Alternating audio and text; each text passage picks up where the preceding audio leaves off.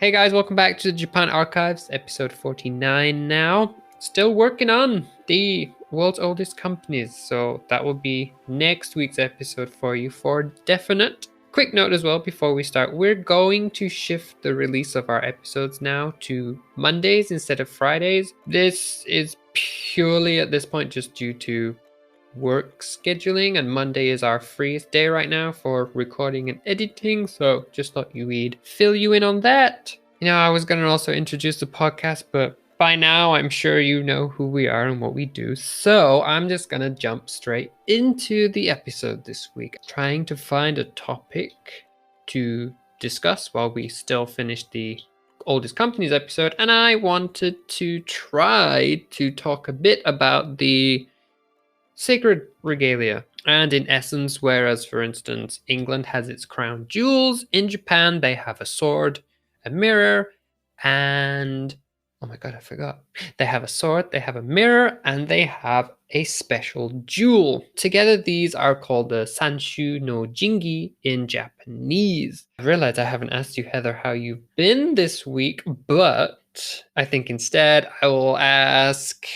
what do you already know about these items? I do not know about them at all. Oh, really? No, You must have I heard don't. some things. Maybe in conjunction with like a story or a movie or a manga, but nothing that's jumping to mind at the moment. Okay. So when I initially started the research, I knew I had some books that talked about it, but I quickly did a search online. However, surprisingly enough, they didn't have much information on them. So I jumped into the books that I did have, and I tried to piece together all the different little things that they mentioned to make this. So I honestly thought there would have been a little bit more information out there overall, considering they've existed supposedly since the first emperor of Japan. But the stuff I did find, I think it'll still be quite interesting today. So, like I said, you have a question?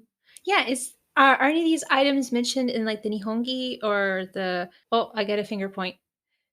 Yes. Yes, they are. That is one of Oh, the books I used for this week's research. So you find them mentioned in the Nihongi and the Kojiki, especially they're your go-to reference for their mythological origins. And as well, they do have mentionings in there as well when they're connected to the early emperors of Japan. However, as well as a few encyclopedias I drew upon, the main book I used this week was The Imperial House of Japan, which is a book from, if I get the date right, 1949. So it's quite an old book, quite difficult to get hold of, but I did manage to get hold of it eventually, so it's very useful to our research. But jumping into it then, like I said, the items consist of the sword, which is known as kusanagi, the mirror, yata no kagami, and the jewel, which they call yasakami no magatama. was the Now, sword Heather, I see your face.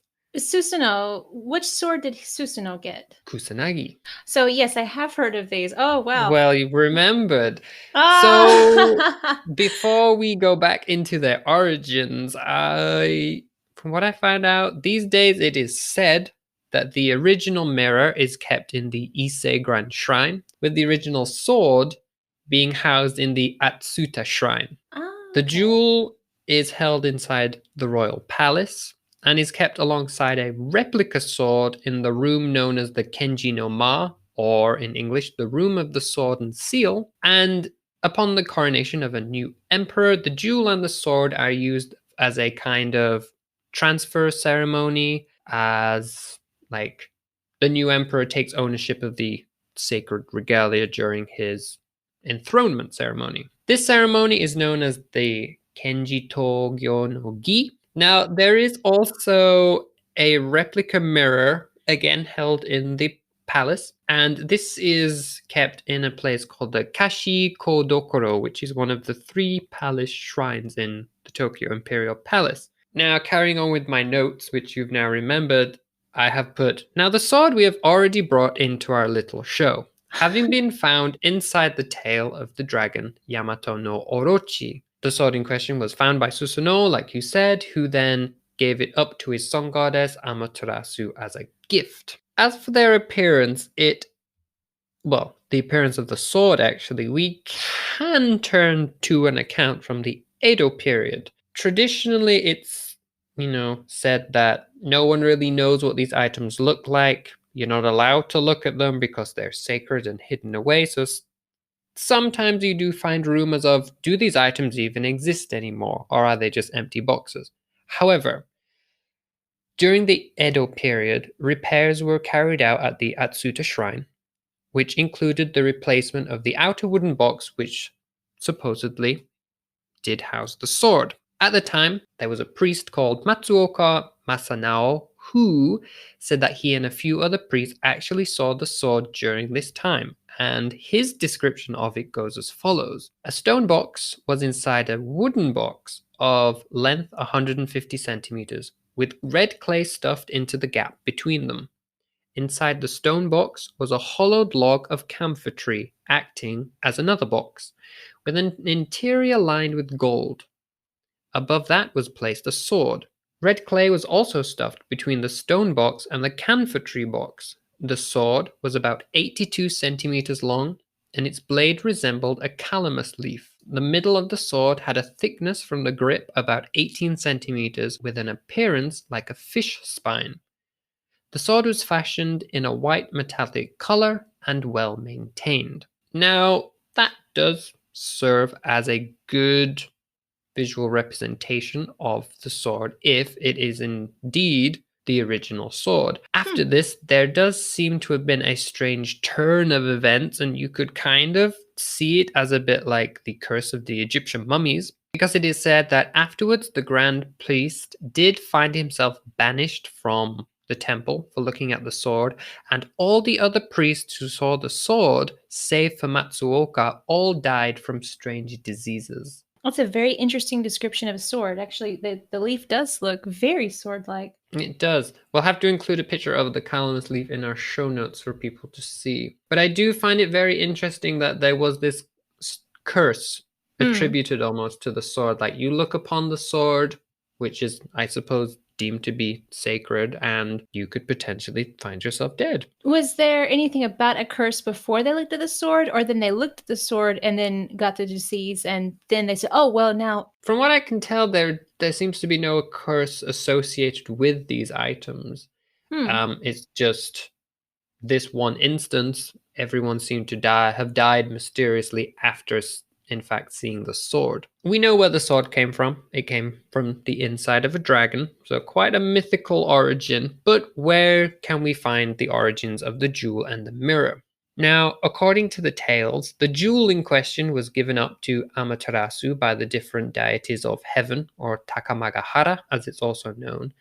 And the mirror, which I didn't realize earlier, we have actually talked about it. And it was the mirror that was used to coax Amaterasu out of the rock cave when she fled inside and brought darkness to the world. Ah, so we've actually talked about two of the items before. Oh, We wow. did, and I didn't actually realize that that was the mirror that we'd already come across. Now, all the way back in 1928, there was a man known as Daniel Clarence Holtom. He said that out of the three sacred regalia in this modern day, the mirror is probably the only one to now exist in its original form. And this claim has actually received a lot of support since he came out with this. But going back to how the items, how they came from the sun goddess and became owned by the mortals in Japan, it said that these items were gifted down to a man known as Ninigi. His full name is much longer, so I'm going to leave it at Ninigi for now. He was a descendant of the sun goddess, and so she gifted him these items with a decree that using these items, he was to subdue all of Japan so that he and his descendants could rule over the land. So that is how these items came down to Japan. So, how did Daniel Clarence Holtom know or conjecture that only one of the original items? Because if no one's seen it, did he have some kind of information that he just didn't share, or is that just his guess? Well, I would like you to give me your opinion on that, after I've given you the history of the items to see how well Ooh. you feel about them. Okay. Okay. In essence, after Ninigi had these items, they were used in the subduing of Japan and things like that. And traditionally, they would have been then handed down to emperor during the enthronement ceremonies. I'm going to make quite a jump now from Ninigi past the first emperor Jimmu, and we're going to go all the way to the 10th emperor.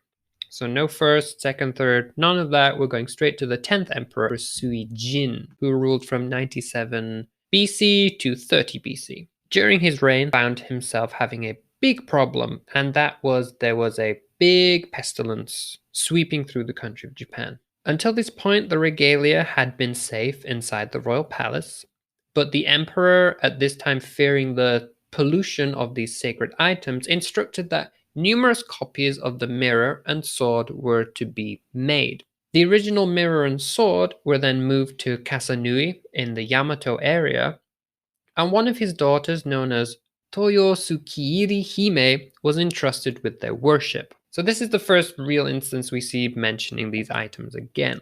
Now, moving on to the 11th emperor, Emperor Suinin, he ruled from 29 BC to 70 AD. Again, not much to say for Emperor Suinin. A little small note on the sacred regalia. He again moved the sacred items. This time he gave them a home in the Naiku Shrine, or the inner shrine at the Grand Ise Shrine in Mie Prefecture. And like the emperor before, he charged his daughter, who was known as Yamato Hime, with the worshipping of these objects. So I presume at these points only the sword and the mirror have been moved for their protection. At this point, the jewel is still very much in the hands of the palace and with the emperor. Now, moving on, one more emperor to the 12th emperor, we have the Emperor Keiko, ruling from 71 to 130 AD. During his reign, I found some notes relating purely to the sword. It said that the Emperor Keiko had a son known famously by the name of Yamato Takeru. This man during his lifetime had many different exploits, and I will endeavor to give him an episode to himself. However, one such exploit did include the sacred sword.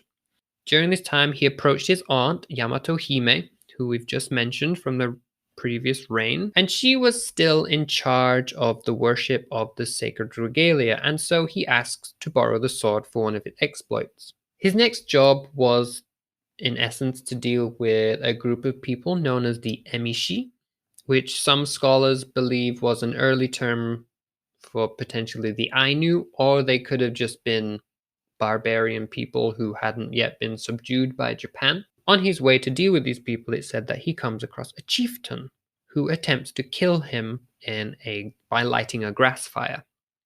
Yamato Takeru, he takes up the sword and he mows down the grass around him with it, allowing him to escape before he then kills the chieftain, before he then continues on his exploit. Now, the reason I find this interesting is that I feel that in a way this tale may have been used as a way to elaborate on why the sword was called Kusanagi, as Kusanagi, when translated into English, means grass mower.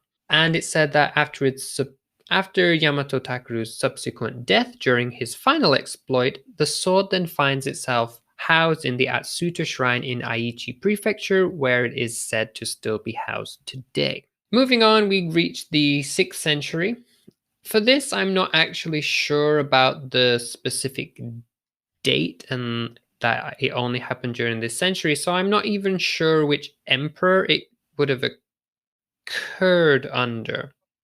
Records say that the sword was stolen during this century by a monk who came from Silla, this being modern-day Korea. However, the ship allegedly sank, and the sword eventually washed back up on the shores of Ise, where it was fortunately recovered by the Shinto priests. I'm not sure how a sword could float upon the ocean and be washed upon the shore, but that's just my personal opinion. Now, after all these subsequent emperors, we're going to take a rather big jump. We're going to go from the 12th emperor all the way to the 69th emperor, the emperor known as Go Suzaku. So we're taking a jump of around 1,000 years now before I found mentioning again of the sacred regalia. And it said that in the year 1040, there was actually a fire, and the compartment which contained the sacred mirror was burned. However, there are no records saying whether the mirror was damaged or lost entirely, which is why some people these days are questioning whether this item actually exists. Again, that was only a small note for their reign. So again, we jump to the 81st emperor, the Emperor Antoku. He was a short-lived emperor who sadly died at the age of 6. In fact, Emperor Antoku was named the crown prince at the very early age of 1 month old, but he did not actually ascend until the ripe old age of 2. Now, during this time, all the power was obviously not held by him. It was held by his grandfather, a man known as Taira no Kiyomori. The final year of this emperor's life, so when he was 6, ended at a battle known as Dan no Ura. And in essence, this was the culmination of a feud between the Minamoto and Taira clans. The Minamoto clan decreed a different person, Go Toba, as emperor, causing there to be 2 emperors at the same time. And so it said Minamoto no Yoshinaka entered the capital grounds of Kyoto, causing the Taira clan to flee with Emperor Antoku at the time, and they took the sacred treasures with them. This led to the Battle of Dan no Ura, which was a naval battle, and it's here that the Taira clan found themselves utterly defeated. And so the Empress Dowager, Taira no Tokiko, she drowns herself in the ocean. And by drowning herself, she takes the sacred regalia with her, and they're lost into the ocean. However, there are stories that say the jewel and the mirror were in fact saved. This also ended the young emperor's life, as he also drowned in the battle. Apparently, as well, the sword was lost during this naval battle. However, again, it said that it's okay, it wasn't the original. Apparently, the sword that was lost was one of the original copies made over 1,000 years ago by the orders of the Emperor Suijin. And due to these events, the following Emperor Go-Toba had a kind of unofficial coronation ceremony, ending in that at the time, because the sacred regalia were thought lost, the rights of transferring the ownership from the previous to the new emperor didn't actually occur, and this was the first time that it actually happened during the ascension of an emperor. There was a lot of emperors in Japan, but I actually only have 2 more emperors to talk about, 2 more instances about these sacred regalia. The first one is from the 101st emperor, the Emperor Go Hanazono. So again, we're making a biggish jump, some 300 years. Now this one I found the most interesting. It appears that during his reign, 2 people attempted to overthrow the emperor. These were known as Kusunogi Jiro and Hino Arimitsu. They decreed that a different person, Takayoshi O, was in fact the emperor, this person in question being a grandson of the 98th emperor Go Kameyama. They, wanting a different emperor, basically they want this guy in charge, they make an attempt to overthrow Go Hanazono, and so they enter into his palace. Fortunately, the emperor does manage to escape. However, these uprisers manage to get a hold of the sacred regalia and flee to the temple of Enraku-ji. Here, they were mostly defeated by the Bakufu at the time, and Takayoshi O and Hino Arimitsu were forced to commit seppuku due to their crimes. During this time, the sword was fortunately dropped and recovered, but other members of the uprising party did manage to carry off the jewel at the time. These people that managed to run away then decided they wanted to set up Takayoshi-o's sons, Takahide and Tadayoshi, as the next in line. So again, they wanted someone else in charge. Later in 1457, another attempt is made to recover the jewels by Tarose Sayemon. He kills the 2 princes, so he kills Takahide and Tadayoshi. He manages to get a hold of the jewel, but he is then counterattacked and loses the jewel again. And then the next year, again, these uprisers, still looking for someone else they can call emperor, they choose the 3rd brother of Takahide and Tadayoshi. They choose another person called Takamasa, who they want to be emperor. However, he is finally killed by someone known as Kodera Tobiyoe, and finally, after he was finally killed, the regalia was restored to the emperor in Kyoto. That whole thing sounds like it would make a very good drama.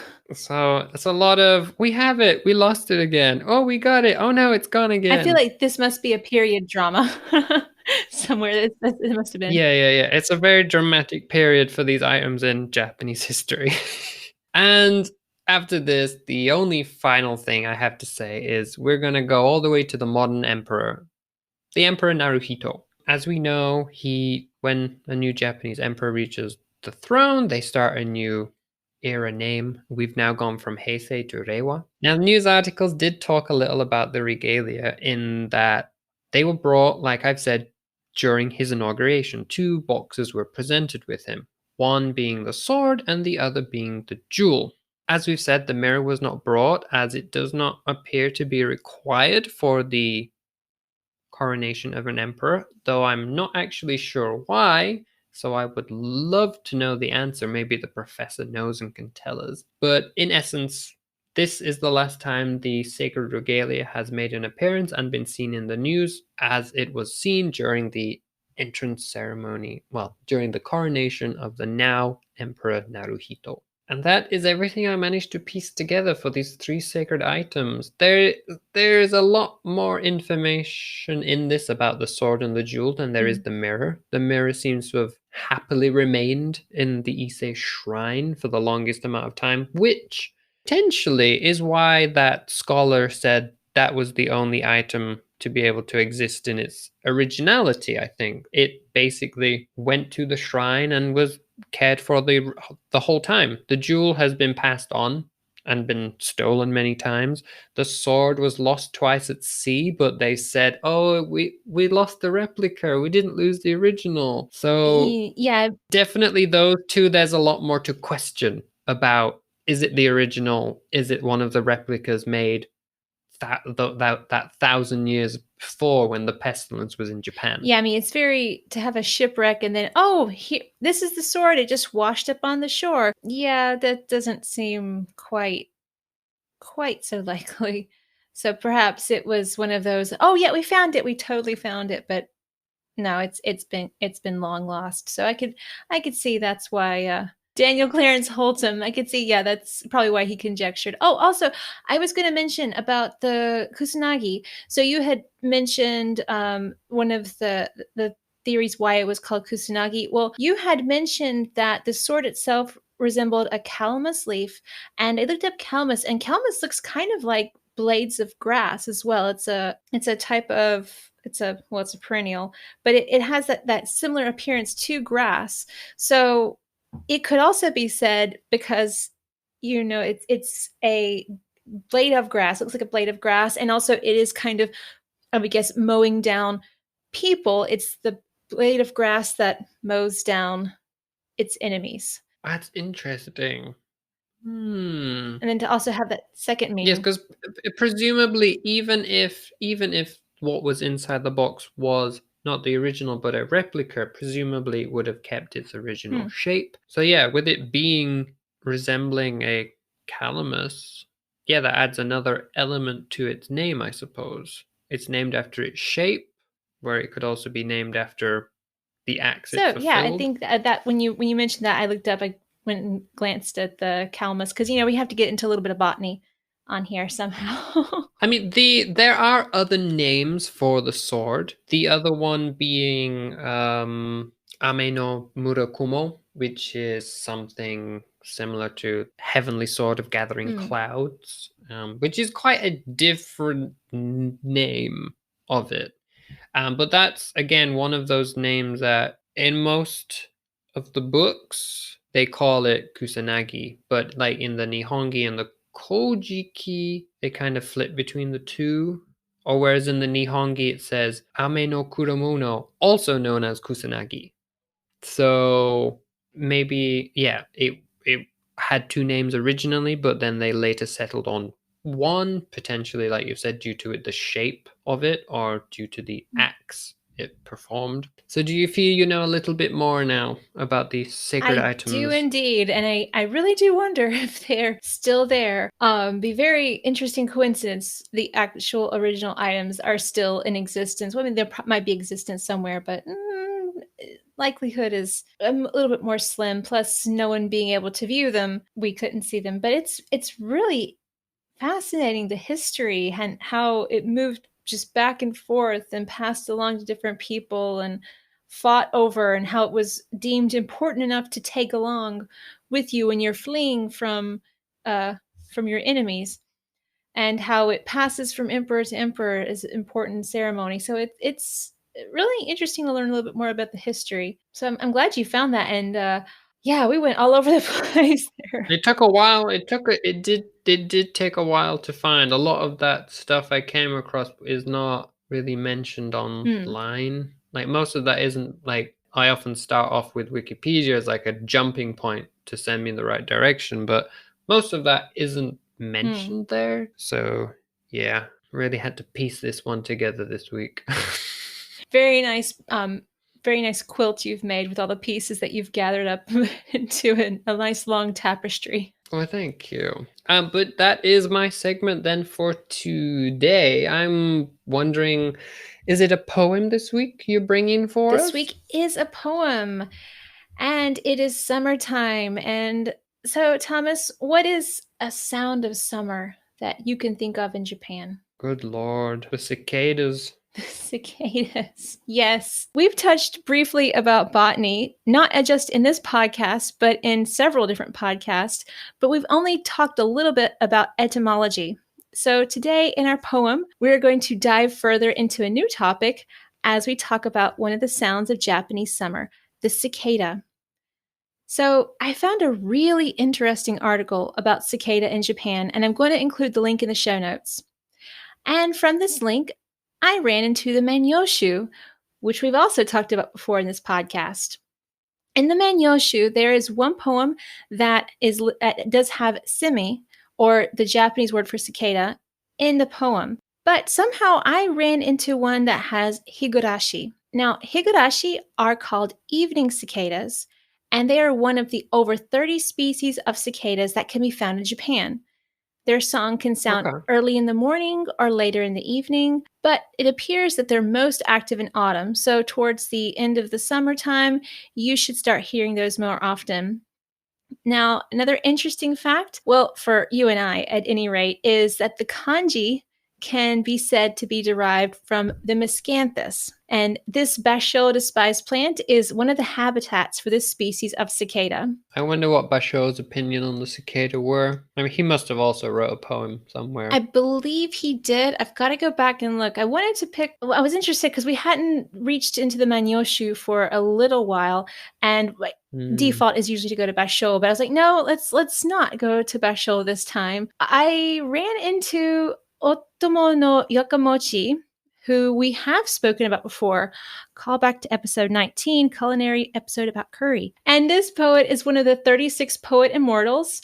So we have a couple options. If you have not listened to episode 19, definitely recommend. You can just go ahead and skip to the end if you want to hear about the poet. No problem. Or, Thomas, if you want to briefly mention anything about the poet, please jump in. From what I recall, he was interesting in that I don't want to say too much, I was already covered him, but he was a man who I keep saying oh Lord. When he reached the age of 30, he was made the governor of the province of Etchu. And whilst he was there, he's known to have spent many days on excursions so he could write his own poetry. Most of these poems that he wrote during this are in the Manyoshu, but they're in specifically books 17 and 19 of that compilation. And also, after he served at Etchu, he returned to the capital, which at the time was Nara. And during his time there, he not only wrote poems, but he endeavored to collect lots of different poems which were written by drafted frontier guards from around Japan. So there you go, my little tidbit for today. Thank you so much. So, with that out of the way, are you ready for the poem? I am indeed. Okay. Komori no mi, oreba ibusemi, nagasamu to, idetachi kikeba, kinaku higurashi. I only heard semi. That's all I'm going to say today. So, what is the English for that today, then, Heather? Well, This is really fun because this isn't because it's from the Manyoshu. It is, older Japanese. So I've been trying to translate myself. So like you, I knew some of the kanji and I knew some of it, but I got kind of lost. So I started, as is very entertaining. I put this into Google Translate because sometimes it's just very entertaining. Google Sensei said, "If you're in the hiding place, I'm in a hurry. If you're comforting, you'll hear me when you stand." Completely not even the same trans. Complete gibberish. Yes. I don't know. You'll hear me when you stand. That's quotable. That's quite. Oh, but I have three other translations today. So I have Okay. a translation from a website. I have a translation from the Dover edition of the Manyoshu, and I also asked the professor for his translation. One of the translations is my favorite, and I'll bet you'll be able to figure out which one it is. So I'm going to start with the translation from the website, which I will include with the show notes. And I'm going to paraphrase this. So, to get the complete translation, you definitely need to go to the website to get that. So, this translation goes that they are shut inside and they are sunk in like despair and thinking of what would bring them comfort. And they go outside to listen and they hear the evening cicadas. So talking about how a sound that you're so used to can be comforting, in essence. Hmm. Hmm. So, let me give you the other translation too. Is paraphrased. This is from the Dover edition of the Manyoshu. This one states that they are tired of sitting inside all day and they go to the garden for comfort and they only hear the shrill chirping of the cicadas. Hmm. And then the last translation, this is from the professor, which I will read. Just being locked and staying in my room depressed me. Thus, to refresh myself, I went out and listened to a cicadas coming and chirping. I enjoy the professors the most. Oh, he will be glad to hear that. I actually preferred the Dover translation because it contained the shrill chirp. When I interpreted that translation was like I went outside to refresh myself and all I could hear was the cicadas and it didn't help to calm me. Because sometimes the cicadas here get super loud. Like it So is. it's almost a different interpretation. The first one's like, oh, it's this a sound I hear all the time. It's so comforting. Where the other guy's like, I went for a break from everything, but all I could hear was this shrill crying and found no peace. But I do like the professors. I appreciate the most, just because well he translated it for me, so I give him a huge a huge hug and high five and everything because he was really awesome to be so kind as to translate it for me. So I his one is the most sentimental, but I do enjoy the it's almost a little bit humorous the second translation to me, but also I think you're right. That kind of like, oh, I've been inside for so long. I should go outside, get some fresh air, and just listen to the Hmm. cicadas, which is also very comforting too. 'Cause especially lately, I think we've all been a little bit more indoors than we're used to. Very true. Very true. Well, thank you for the poem today. You are so welcome. I was going to ask if you had any other thoughts about cicadas that you would like to share. Well, for me, I see both interpretations of the poem as being very relatable. There's some times where hearing them is kind of nice, and then sometimes they're just so noisy and you just want it to stop. I guess it might depend on the species too. I wonder. True, like you said, there's like over, what, 30 you said? It's over So 30. maybe at certain times, the noisier ones are a different breed. So that's all I've got for today. Thank you. Well, thank you again for the poem. I did enjoy it. Yay. I loved the opposing interpretations that you found. That's which again goes to show the whole, not problems, but difficulties you can have with translating poems at times, especially ones in old versions of a language. So it's really cool. Thank you. You're so welcome. Yeah, I like to contrast different translations. I think it's really fascinating, and yeah, we get different interpretations and different feelings too. As we're still trying to work on our Japanese, and we'll get there one day and we'll come up with our own good translations. I'm sure we will. But I mean, if that is everything from you today, that's also everything from me. Unless you've thought of any more questions. What's your favorite thing of Japanese summer? Oh, so there's a type of ice cream that you can get from the 7-Elevens during summer, and it's like a macaron ice cream in lots of different flavors, and I've not been able to find it anywhere else, and I always look forward to those coming back in summer. What about you? It is a very difficult tie between kakigori and watermelon. Shaved ice. It's So flavored. good. Usually, there's different flavors. One of the most popular one is strawberry or ichigo, which is strawberry syrup, usually with condensed milk, and is really good. And then one of my It's so good. favorites is the like azuki and matcha. So it's like red beans with sometimes like a matcha syrup, also delightful. And melon. Melon is popular too. Anyway, guys, I think that's probably us done for today. Like I said, next week will be the oldest companies in the world, I promise you.